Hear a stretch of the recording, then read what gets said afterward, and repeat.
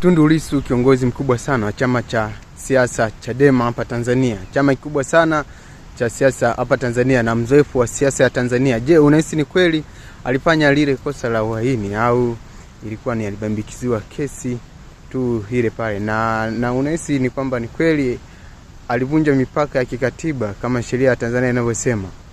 Je, wewe unaitazamaje hii katika sheria ya Tanzania na mipaka ya kikatiba ya uhuru wa kujieleza hapa Tanzania? Je, ni kweli alifanya makosa hayo na alikiuka mpaka wa kujieleza kutokana na sheria ya katiba ya Tanzania? Komenti hapo chini na unieleze wewe unahisi nini, au ni uwezo tu wa serikali kumdhibiti mtu, yani ile mamlaka iliyonayo serikali kumdhibiti mtu na kuitumia vibaya justice katika kudhibiti uhuru wa kujieleza wa watu? Ni komenti hapo chini ili wote tupate tusome komenti hapo tuone kinachoendelea. Sawa, kufollow na like.